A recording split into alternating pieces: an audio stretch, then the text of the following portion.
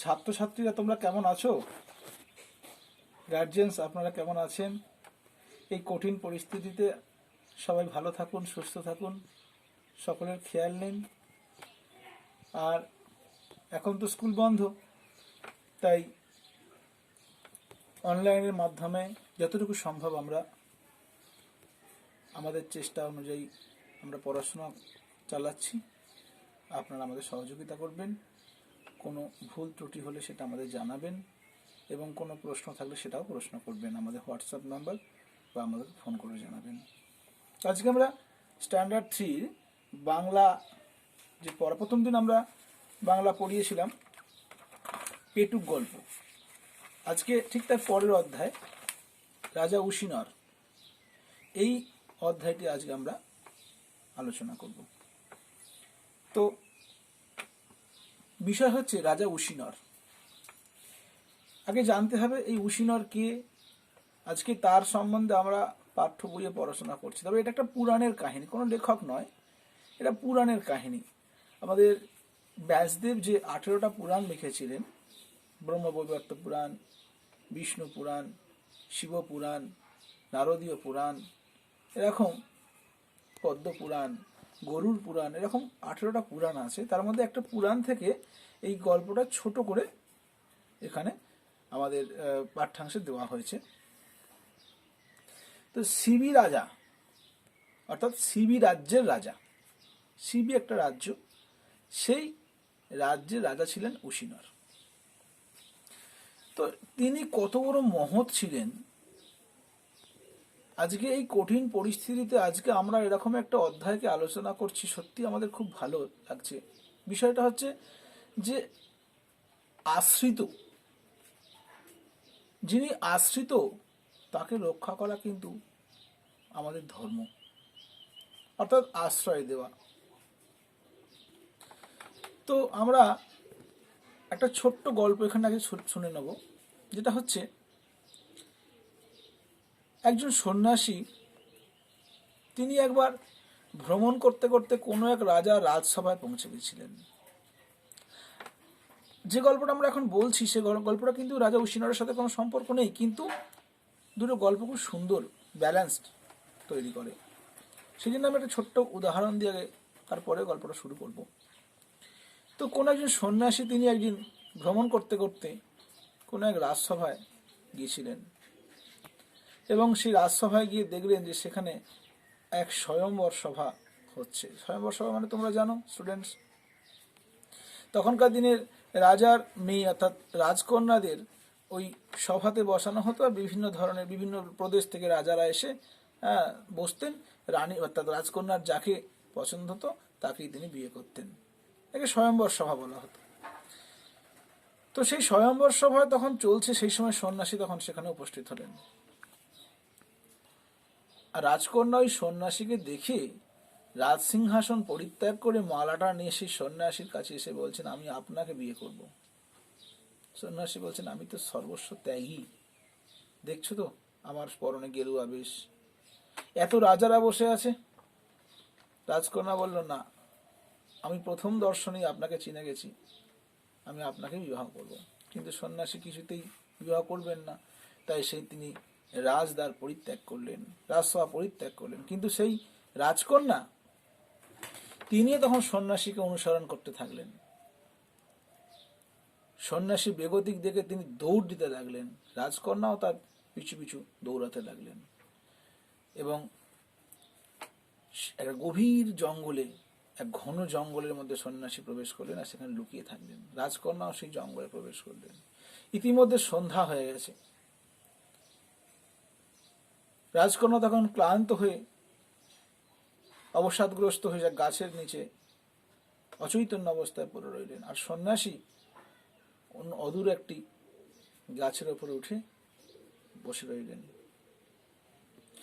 আর দেখছেন পাশের একটা গাছে দুটো পাখি ছিল, একটা মা পাখি আর একটা বাবা পাখি। তো সেই রাজকন্যাকে দেখে সেই বাবা পাখি এবং মা পাখি দুজনের খুব কষ্ট হলো যে এত ঠান্ডার মধ্যে সুন্দর অলংকার পরা মনে হয় কোনো বড় ঘরের এক মানুষ না খেতে পেয়ে খুব ক্লান্ত অবস্থায় গাছের নিচে আশ্রয় নিয়েছে। তো ওর জন্য কিছু খাবার এবং একটু গরমের জন্য আগুনের ব্যবস্থা করব। তো সেই মা পাখি আর বাবা পাখির বাসাতে আরো দুটো তাদের শাবক ছিল, মানে তাদের বাচ্চা ছিল ছোট ছোট। তখন মা পাখি করলো কি, সেই গাছের ডাল থেকে উড়ে গিয়ে কোনো এক গৃহস্থের বাড়িতে যে রান্না হচ্ছিল, আগুন জ্বলছিল, সেই একটা কাঠিতে করে আগুন নিয়ে এসে আর সেখানে রাখবে বলে ঠিক করলো। আর অন্য পাখিটা তাকে বলল যে ঠিক আছে, তুমি যাও আগুন নিয়ে এসো, আর আমি সেই সময় শুকনো পাতা জোগাড় করি। তখন বাবা পাখিটা করলো কি, ওই শুকনো পাতা কাঠ সব মুখে করে নিয়ে এসে জোগাড় করতে লাগলো সেই রাজকন্যার কাছে। আর মা পাখি তখন আগুন আনতে গেল এবং আগুন নিয়ে এসে সেই শুকনো পাতাতে দিলাম। খুব ছোট করে বলছি, গল্পটা অনেক বড়, এও এক পুরাণেরই কাহিনী। তো সে আগুন জ্বলতে লাগলো, সে আগুনে রাজকন্যার খুব স্বস্তি পেতে লাগলেন এবং রাজকন্যা তখন কিছুটা হলেও চৈতন্য ফিরে পেলেন। তখন সেই মা পাখি আর বাবা পাখি চিন্তা করতে লাগলো যে ওর তো আগুনের ব্যবস্থা করলাম, কিন্তু খেতে দেবো কি? আজকে ওই যে রাজকন্যা, ও তো আমার গৃহের অতিথি, তাই অতিথিকে তো রক্ষা করতেই হবে, আশ্রিতকে রক্ষা করতেই হবে। আজকে আমরা এই রাজা উশিনর গল্প আমরা আলোচনা করতে গিয়ে এই আশ্রিতকে রক্ষা করা যে মানুষের ধর্ম বা জীবের ধর্ম, সেটা একটা পাখি শিখিয়ে দিয়ে গেলেন। তখন ওই বাবা পাখি বলল যে ওকে কি খেতে দিই বলো তো? মা পাখি বলল কি আর দেবে, চলো আমরা নিজেদের প্রাণ বিসর্জন দিয়ে ওই মানুষটাকে আহার যোগাই। তখন বাবা পাখিটা আগে কি করলো, ওই আগুনের মধ্যে এসে ঝাঁপ দিয়ে দিল। পরবর্তী সময় মা পাখিটাও এসে আগুনের ওপর ঝাঁপ দিল। দুটো বাচ্চা শাবক ছিল, পাখির বাচ্চা, তারাও দুজনে বলল আমরা থেকে কি করবো, বাবা মা যখন প্রাণ দিয়েছে এই অতিথিকে রক্ষা করার জন্য, চলো আমরাও প্রাণ দিই বলে সেই পাখি দুটো এসে আগুনে পড়ল। রাজকন্যা এই দৃশ্য দেখলো আর সেই সন্ন্যাসী এই দৃশ্য দেখলেন।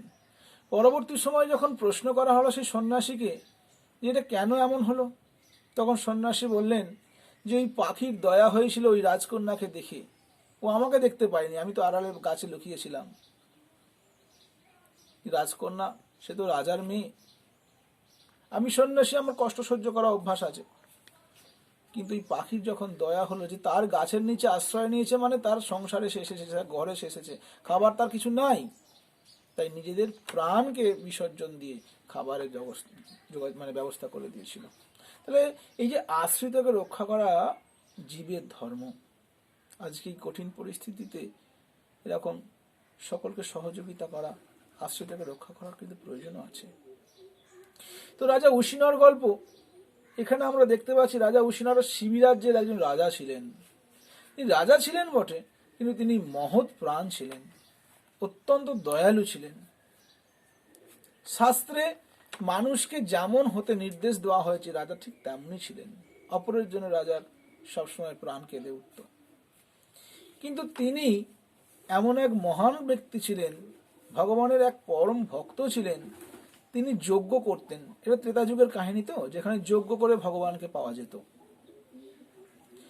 তো সেই জন্যে যজ্ঞের দ্বারা তিনি দেবতাদের কাছ থেকে এবং ভগবানের কাছ থেকে বর চাইতেন। তিনি যে যজ্ঞ করেছিলেন, সেই একটা যজ্ঞ করেছিলেন, সেই যজ্ঞটা শেষ হলে তিনি যা চাইবেন তাই পাবেন। এখন ইন্দ্র চিন্তা করলেন, এর আগে তো অনেকবার অসুররা আমাদেরকে পরাজিত করে যজ্ঞের বলে, তপস্যার বলে আমাদেরকে এই স্বর্গরাজ্য ছাড়া করেছিল। এখন যদি রাজা শিবি অর্থাৎ উশিনর যদি এই যজ্ঞের ফলে সে যে বর পাবে, সেই বরে যদি এখন স্বর্গরাজ্যটা চেয়ে বসে, তাহলে আমরা কোথায় যাব? এই নিয়ে চিন্তা করে ইন্দ্র এবং অগ্নিদেব, স্বর্গের দুই দেবতা, তারা দুজন পরীক্ষা করবার জন্য এই উশিনর রাজার কাছে আসলেন। তো একজন কি হলো, এই অগ্নিদেব পায়রার রূপ ধরলেন, আর ইন্দ্র বাজ পাখির রূপ ধরলেন। ধরে কি হলো না, উশিনর রাজা যখন রাজসভায় বসে আছেন, তখন পায়রাটা মানে খুব তাড়াতাড়ি উঠতে উঠতে এসে রাজার কোলে বসে পড়লেন। রাজা বললেন, কি হলো, কে তুমি? তখন বলছে, আমি এক ছোট পায়রা, কপোত। তো ওই বাজ পাখি আমাকে তাড়া করেছে আমায় খাবে বলে। তখন বাজ পাখিও সভায় এসে হাজির হলো। গল্পটা এরকমই। আমি মূল বিষয়বস্তুটা জানিয়ে দিচ্ছি তোমাদের। গল্পটা অনেক বড়, ওখানে ছোট করে দেওয়া হয়েছে। তখন সেই বাজ পাখি রাজাকে বলছেন যে, রাজা, ওই পায়রাকে তুমি ছেড়ে দাও, ও আমার আহার, আমি ওকে খাবো, আহার করবো। রাজা বললেন, তা হয় না। ওই পায়রাকে তুমি বাইরে যদি খেতে, তো সেখানে আমি তো দেখতে পেতাম না, কিছু বলতেও পারতাম না, কিন্তু যেহেতু ওই পায়রা আমার কোলে আশ্রয় নিয়েছে, তাই আশ্রিতকে রক্ষা করা জীবের পরম ধর্ম, আর আমি তো এক রাজা। তখন কি ঠিক হলো? তখন রাজা বাজ পাখিকে সান্ত্বনা দিয়ে বললেন, ঠিক আছে, তুমি যদি পায়রা ছাড়া অন্য কিছু নিতে চাও, আমি দিতে রাজি আছি। বাজ পাখি বলল যে, যদি আমি না খেতে পেয়ে মরে যাই, তাহলে কিন্তু এই মৃত্যুর জন্য আপনি দায়ী হবেন। রাজা চিন্তা করলেন, সে তো বটেই, সেটাও তো আবার রাজধর্মে পাপ হবে। তখন বললেন, ঠিক আছে, তুমি যদি চাও, আমি আমার নিজের শরীর থেকে মাংস কেটে এই পায়রার ওজনের মাংস তোমাকে আমি দেব। কত বড় মহান ব্যক্তি, যিনি একটা পায়রাকে বাঁচাবার জন্য নিজের জীবনটাকে উৎসর্গ করতে চাইছেন।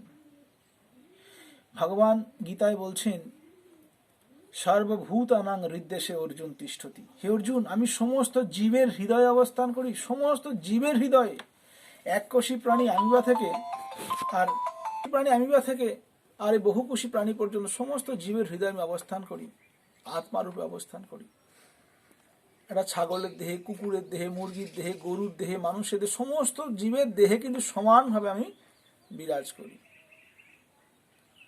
তো বিষয় হচ্ছে, রাজা তখন চিন্তা করলেন যে, আমার শরীরের থেকে আমি মাংস কেটে এই পায়রার ওজনের সমান মাংস আমি বাজ পাখিকে দিয়ে দেবো। তাই রাজসভায় দাঁড়ি পাল্লা নিয়ে আসা হলো। একদিকে রাজা ওই পায়রাকে বসালেন, এবং অন্যদিকে রাজা তার নিজের শরীর থেকে এই মানে হাঁটুর ওপর অংশ থেকে মাংস কেটে কেটে ওই বাটখারার অন্য অংশে রাখতে লাগলেন। কিন্তু দেখছেন, একটা পায়রা কত আর ভারী, অল্প। কিন্তু রাজা তার শরীরের মাংস কাটতেই থাকলেন, কিন্তু পায়রার ওজনের সমান মাংস হলো না। পায়রা সবসময় ভারী হয়ে রইল। আসলে এই পায়রা কে? অগ্নিদেব। তো অগ্নিদেব তো পরীক্ষা করছেন, ইন্দ্রদেব তো পরীক্ষা করছেন। শেষকালে এমন হলো কি, রাজা তার পুরো শরীরটা নিয়ে দাঁড়িপাল্লায় চেপে পড়লেন, তথাপি পায়রার ওজনের সমান মাংস কিন্তু হলো না। তখন সভায় সবাই হা হা করতে লাগলেন, এ কি হলো? ঠিক সেই মুহূর্তে এই পায়রা আর বাজ পাখি তাদের এই পক্ষীরূপ পরিত্যাগ করে তারা নিজেদের আসল রূপ ইন্দ্র এবং অগ্নির রূপ ধারণ করলেন। আর তারা রাজাকে বর দিলেন। রাজা আবার দিব্য দেহ ফিরে পেল, এবং তারা রাজাকে আশীর্বাদ করে বর দান করে স্বর্গরাজ্যে ফিরে গেলেন। তাহলে আজকে আমাদের এই যে আলোচ্য বিষয় ছিল, যে শিবিরাজ্যের রাজা উশিনর কত বড় মহান ছিলেন, কত বড় দানশীল ছিলেন, কত বড় ত্যাগশীল ছিলেন। সেই জন্য প্রত্যেকটা মানুষকে জীবনে ত্যাগী হতে হয়। কারণ আমরা এই জগতে কিছু নিয়ে আসিনি, কিছু নিয়ে যাবও না। কিন্তু যেটুকু সময় আমরা থাকব, সেই আমাদের এই দেহ দিয়ে, আমাদের এই শরীর দিয়ে যদি কারোর কোনো উপকার লাগে, যদি কারো কোনো সুবিধা হয়, এবং ঈশ্বরের যদি কাজ সেবায় লাগে তাহলে আমাদের সেটাই করতে হবে, এটা করা উচিত। সেটা রাজা উশিনর দেখিয়ে দিলেন। রাজা উশিনর কিন্তু বর পাওয়ার জন্য নিজের দেহটা দেয়নি, বর পাওয়ার জন্য তিনি যজ্ঞ করতে চেয়েছিলেন। ত্রেতা যুগে ধর্মই ছিল যজ্ঞ। শাস্ত্রে আছে কৃতে যধ্যায়তে বিষ্ণু ত্রেতায়াং যজত মখই দাপরে পরিচর্যানাং কলৌ তদহরি সংকীর্তনাথ। 4টে যুগ আমাদের আছে, সত্য, দাপর, ত্রেতা, কলি। তো এই যদিও দাপরের আগে ত্রেতা হয়ে গেছিল, সেটা অন্য ঘটনার কারণে। তো এই 4টে যুগে ভগবানকে পেতে গেলে 4টে পন্থা ছিল। কৃতে যধ্যায়তে বিষ্ণু অর্থাৎ সত্য যুগে ছিল তপস্যা, ত্রেতায়াং যজত মখই ত্রেতা যুগে ছিল যাগযজ্ঞ, দাপরে পরিচর্যানাং দাপরে ছিল পরিচর্যা, ভগবানের সেবা ছিল, কলৌ তদহরি সংকীর্তনাথ, আর কলিযুগে ছিল ভগবান শ্রীকৃষ্ণের নাম। তো সেই জন্য রাজা যজ্ঞের মাধ্যমে কিন্তু ভগবানকে এবং দেবতাদের সন্তুষ্ট করতে চেয়েছিলেন, কিন্তু হয়ে গেল অন্য বিষয়। যে ইন্দ্র, যে অগ্নিদেব, যে দেবতারা ভয় পেয়েছিলেন সেটা কিন্তু উল্টো হলো। রাজা কিন্তু প্রকৃতই মহৎ, প্রকৃতই ত্যাগশীল, প্রকৃতই দানশীল, সেটাই রাজা প্রমাণ করলেন। তো আমরা এখন কিছু প্রশ্নের মধ্যে চলে যাব। শব্দার্থ দেওয়া আছে, শব্দার্থগুলো তোমরা মুখস্থ করো। প্রথমে ছিল উশিনর কে ছিলেন, আমরা প্রথমেই দেখতে পেয়েছি শিবিরাজ্যের রাজা উশিনর। তাহলে উশিনর ছিলেন শিবিরাজ্যের রাজা। পরের প্রশ্ন, তিনি যজ্ঞ করেছিলেন কেন? এগুলো শর্ট কোশ্চেন। 1 নম্বরের প্রশ্ন, তিনি যজ্ঞ করেছিলেন কারণ সেই যজ্ঞটা শেষ করে তিনি যা চাইবেন তাই পাবেন, সেই জন্য তিনি যজ্ঞ করেছিলেন। দেবতারা এই যজ্ঞকে কেন ভয় করেছিলেন? কারণ দেবতারা এই যজ্ঞকে ভয় করেছিলেন যে শিবিরাজা যদি অর্থাৎ উশিনর যদি স্বর্গরাজ্য চেয়ে বসে তাহলে তারা যাবে কোথায়, সেই জন্য তারা ভয় পেয়েছিল। পরের প্রশ্ন, ইন্দ্র ও অগ্নিদেব কিভাবে যজ্ঞ পণ্ড করার পরিকল্পনা করেন? ইন্দ্র এবং অগ্নিদেব যজ্ঞকে পণ্ড করার পরিকল্পনার জন্য তারা, ইন্দ্র হচ্ছে বাজ পাখির রূপ এবং অগ্নিদেব কপোত মানে পায়রার রূপ ধারণ করে রাজসভায় এসেছিলেন। ক্ষত্রিয় রাজার ধর্ম কি হওয়া উচিত? এটা খুব সুন্দর প্রশ্ন। যেটা আমি বললাম যে প্রত্যেকটা জীবের যেটা কর্তব্য, এখানে আজ প্রশ্নটা যে ক্ষত্রিয় রাজার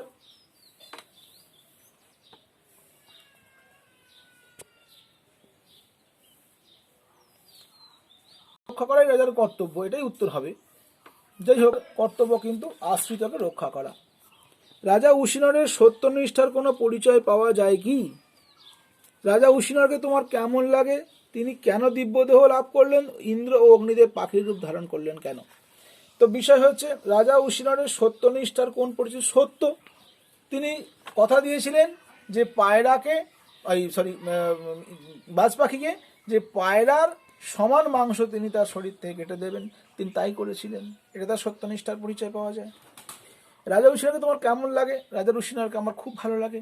তিনি একজন মহৎ দানশীল, একজন ত্যাগশীল, একজন ধার্মিক এবং অনাগতকে আশ্রিতকে রক্ষা করাই তার জীবনের মূল কর্তব্য, এই জন্য আমার তাকে খুব ভালো লাগে। তিনি কেন দিব্যদেহ লাভ করলেন? কারণ তার যে ত্যাগ, তার ত্যাগে খুশি হয়ে ইন্দ্রদেব এবং অগ্নিদেব তাকে বর দিলেন এবং তাকে দিব্য দেহটা দিয়ে তারা স্বর্গে চলে গেলেন। তাহলে দিব্য দেহ কেন লাভ করলেন? কারণ রাজা উশিনর তিনি বাজ পাখিকে খাবার দেওয়ার জন্য নিজের শরীরটা পুরো উৎসর্গ করে দিয়েছিলেন এবং তার শরীরটা ছিন্ন বিচ্ছিন্ন ক্ষত বিক্ষত হয়ে গেছিল। তখন ইন্দ্রদেব এবং অগ্নিদেব তাকে বর দিলেন দিব্য দেহের জন্য, তাই তিনি দিব্য দেহ লাভ করেছিলেন। ইন্দ্র অগ্নিদেব পাখির রূপ ধরলেন কেন? রাজা উশিনরকে পরীক্ষা করবার জন্য। রাজা উশিনর তিনি যজ্ঞ করবেন আর যজ্ঞ শেষ হলে তিনি যা চাইবেন তাই পাবেন, তাই ইন্দ্র এবং অগ্নিদেব পাখির রূপ ধরে রাজার যজ্ঞকে পণ্ড করবার জন্য এই অশিলায় তারা পাখির রূপ ধরেছিলেন। তো আমি গতদিন বলেছিলাম যে বড় যে প্রশ্নগুলো, এই বড় প্রশ্নগুলোর মধ্যে কিন্তু ছোট প্রশ্ন লুকিয়ে আছে। 2, 3, 4, 5টা ছোট ছোট প্রশ্ন নিয়ে বড় প্রশ্ন তৈরি হয়। যেমন আমরা একটা বড় প্রশ্ন দেখে নিই। মহারাজ, আপনি দয়া করে বাজের হাত থেকে আমাকে বাঁচান। বক্তাকে, তার প্রকৃত রূপ কি? মহারাজ কাকে বলা হচ্ছে? কোন ঘটনায় বক্তা রাজার কাছে প্রাণ ভিক্ষা চাইছিল? দেখো স্টুডেন্টস, এই প্রশ্ন তোমরা লিখতে পারবে। তোমরা অনেক সময় বড় প্রশ্নকে ভয় পাও, কিন্তু তোমরা দেখো একটা বড় প্রশ্ন মধ্যে 4টে শর্ট কোশ্চেন আছে, 4টে ছোট প্রশ্ন। আমি কিন্তু আজকের এই বড় প্রশ্ন তোমাদেরকে বলে দেব না, শুধু একটা কথা স্মরণ করিয়ে দেব, সেটা হচ্ছে যখন বড় প্রশ্ন লিখব বা প্রথম অংশটাতে আমরা কিন্তু সবসময় গল্পের নাম এবং লেখকের নাম লিখব। যেহেতু এখানে লেখকের নাম নেই, শুধু গল্পের নাম আছে, তাই আমরা বলতে পারি, যেমন প্রথম প্রশ্নটা, মহারাজ আপনি দয়া করে বাজের হাত থেকে আমাকে বাঁচান। বক্তা কি? আমরা কে বলেছে কথাটা? এটা পায়রাটা বলেছে। তাহলে আমরা কি লিখব? যে রাজা উশিনর গল্পে, যেহেতু লেখকের নাম নেই, লেখকের নাম বলার দরকার নেই, বা পৌরাণিক কাহিনী অবলম্বনে অত কিছু বলার দরকার নেই, শুধু রাজা উশিনর গল্পে এখানে বক্তা হলেন পায়রা, বা বক্তা হলো পায়রা। এবার পরের স্ট্যান্ডায় তার প্রকৃত রূপ কি তোমরা বলতে পারবে? তারপর তিনি কে ছিলেন? তার প্রকৃত রূপ, তিনি স্বয়ং স্বর্গের দেবতা অগ্নিদেব। মহারাজ কাকে বলা হচ্ছে? পরের স্ট্যান্ডায় চলে যাব আমরা। মহারাজ এখানে শিবি রাজ্যের রাজা উশিনরকে বলা হচ্ছে। আমি উত্তর বলেই দিচ্ছিলাম, তো তোমরা কি করবে? কোন ঘটনায় বক্তা রাজার কাছে প্রাণ ভিক্ষা চাইছিল? কোন ঘটনায় চাইছিল? এইখানে কিন্তু এটা 2 নম্বরের প্রশ্ন, একটু বড় করে বলতে হবে। যে রাজা উশিনর গল্পে রাজা উশিনর যে যজ্ঞ করবেন, একটা যজ্ঞ করছিলেন, সেই যজ্ঞের পর তিনি যা চাইবেন তাই পাবেন। তো সেই জন্য স্বর্গের মানে দেবতাদের ভয় হয়েছিল, যদি শিবি রাজা অর্থাৎ উশিনর স্বর্গরাজ্য চেয়ে বসে। তাই তারা কি করলেন? একজন পায়রার রূপ, মানে অগ্নিদেব এবং ইন্দ্রদেব একজন পায়রার রূপ এবং একজন বাজ পাখির রূপ ধরে রাজার কাছে এসেছিলেন। এবং আসলে কিন্তু এটা পায়রা এবং বাজ পাখি উভয় কিন্তু কেউই কিন্তু সত্য নয়, এরা কিন্তু ছদ্মবেশে এসেছিল। তাই কোন ঘটনায়?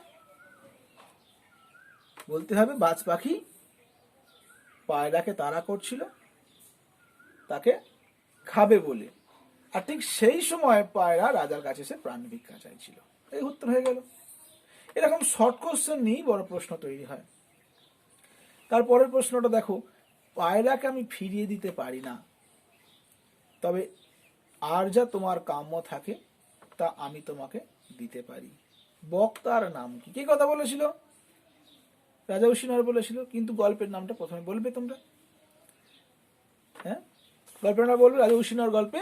এখানে বক্তা হলেন রাজা স্বয়ং বা রাজা উশিনর নিজে। ফিরিয়ে না দেওয়ার কথা কাকে